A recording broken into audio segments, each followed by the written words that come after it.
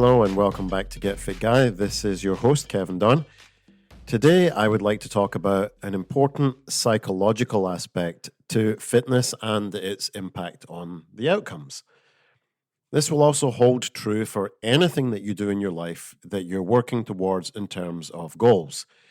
It's important for business owners and educators, literally everyone, and it's called trust. And the claim I'm going to make is that low trust environments have low rates of investment. In a 1995 study, which was Myers et al., they published their model of trust and how it impacts outcomes. Trust, when able to overcome risk perception, resulted in risk taking. And only risk taking can lead to an outcome. But way before risk-taking and risk perception, at the very opposite end of the journey towards your intended outcome, there are three components that combine to form trust. And if these aren't in place, or if they change at any point before the outcome, then trust is broken and the model collapses. And the three elements of trust are perceived ability, perceived integrity, and perceived benevolence. Now let's take these one by one and relate them to life in general or fitness. The first one is perceived ability. So let's say you decide you've been ignoring your doctor for far too long, your BMI is too high, your waist circumference is out of healthy ranges, and your blood work is a mess. So you decide, right, I'm going to go and hire a personal trainer. So you go along to your first few sessions, and it becomes clear that your trainer has a great love for Olympic weightlifting. So they're giving you lots of technique work, learning different positions. Because you lack the mobility to get into those positions and you lack the prerequisite strength to perform the movements, pretty much at the beginning, you're just working with a plastic pipe or a broomstick. Now, it is fun. You do feel like you're learning a new skill.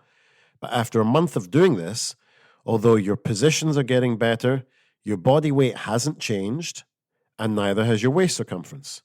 So you begin to think, I'm not sure that weightlifting is helping me to reach my goal.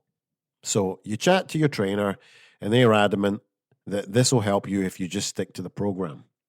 Another month goes by, and things have begun to change, but it's very, very marginal. So now you begin to start missing sessions here and there, and eventually you stop going all together. I'll also relate this to a little personal story. So a couple of years ago, I was attending an adult gymnastics class.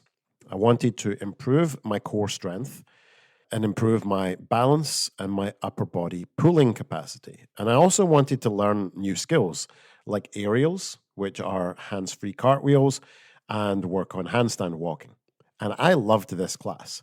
I could not have spoken more highly of this adult gymnastic club until one day a small group of cheerleaders joined. These were 4 young ladies, about 19 years of age, and aside from perhaps having been very, very attractive, they were also pretty good at gymnastics. And the day that they appeared, I was in that class for 2 hours, and the coach didn't speak to me even once. He spent the entire class fawning over these girls, which didn't go unnoticed by me. The following week, I went and I had to help out an older lady who was also being ignored, which isn't my job. I'm there to learn, not to coach. And yet again, within the 2-hour class, I also got no coaching. So guess what happened the following week? I stayed at home and I never, ever went back because my perception of the coach's ability to help me to reach my goal was broken because he was no longer giving me coaching because he was more interested in these cheerleaders. Once you begin to doubt for whatever reason, whether it be knowledge, application, attentiveness, but as soon as you begin to doubt that a coach or a business cannot help you reach your intended outcome, then it's over. This comes down to even things like training plans that you might do in the gym yourself or your home garage gym, people jump from training plan to training plan all the time. Why? Well, it's because they don't see the results they want from the plan they're doing. Nobody has ever seen amazing results and then quit a program. So, this is why it's really important that you define at the very beginning, before you ever start training, what your intended outcome is. Because if your intended outcome is to lose body fat, then joining a powerlifting club might not be the best way to reach that goal. Similarly, if your goal was to get stronger, then joining your local running club or yoga class may not be the best way to go about it. And if your course of action doesn't meet your intended objective, you won't ever stick to it, because trust in the course of action will be broken before objectives can be met.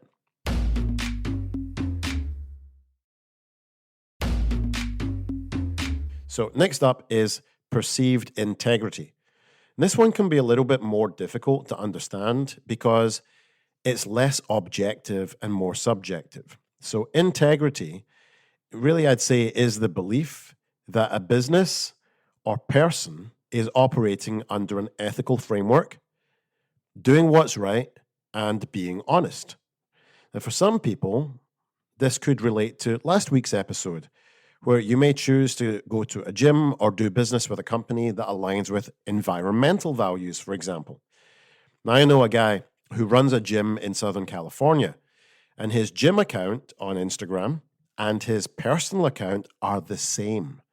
And he floods this gym account with conspiracies, memes about COVID. And it's quite interesting to me because, on one hand, this may, in fact, demonstrate great integrity because he's unapologetically being upfront about being himself. But for others who don't share those values and ideas, this might be a red flag. So for me, if you're a science denier, I couldn't possibly trust you to write me a training program or know how energy systems work, because those have their roots in science. Or let's say there was a pandemic, you don't show any duty of care whatsoever to any of your members by following sanitation protocols, cleaning and wiping things down in your gym. So to one group of people, that may be absolutely what they want, and to another group of people, it's not what they want. So integrity is more challenging to define because ethics are more difficult.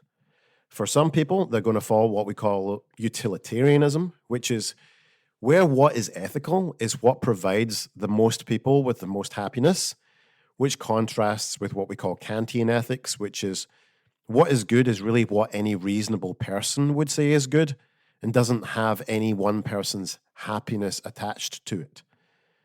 Also, the philosophy of ethics is very complex, so please don't take my 2-sentence description of utilitarianism and Kantian ethics there as being the be-all and end-all of ethics. There's a lot more to it. But basically what you want to do is choose a plan, choose a gym, choose a business owner that aligns with your moral compass and that shows consistency in that. If someone chops and changes all the time, then it could be a signal that they lack integrity and conviction, and this would also break trust. Imagine one week you go to the gym and the guy is telling you that CrossFit is the best thing since sliced bread and that's what y'all are going to be doing from now on. And then the next week, they're telling you that it's got to be all about sustainable aerobic work and mobility. Well, that's confusing and trust is broken because there's no integrity. Finally, we've got perceived benevolence. Does this person, this gym owner, this coach, or this organization care about me above and beyond the fact that I pay them? Do they show care? Do they show concern? So another story here. So when I moved to a new apartment, I joined a new judo club that was closer to me. And I ended up just getting this freak injury, right? And I say freak injury, but if you do contact sports like judo or wrestling, injuries are par for the course. It's not really a freakish thing. But Anyway, I ended up in hospital. I needed to have an MRI, and I had my right arm in a sling for weeks. And even now, like 18 months later, I'm still having some issues connected to that. But anyway, the point is, I was injured in this class. And guess what? Not a single person has ever reached out to me. The coaches that were there at the time? No. The owner of the gym? No. Absolutely nobody. So I pay money to train. I get injured by someone else in the class. I end up in hospital and nobody calls, nobody emails to check how I am. So if we take this back to the gymnastic class example, guess what happened? Yep, I didn't go back to train at that gym ever again. Because why would I go to train with anyone that doesn't miss taking a payment out my bank account, but when my arm nearly gets ripped out the socket, complete radio silence.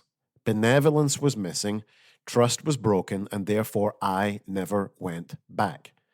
So, there you have it. Successful outcomes, both for clients and for businesses, depend on trust being maintained for long enough for the initial risk, which is time, monetary investment, that kind of thing, to be overcome, and for the end goal to be met.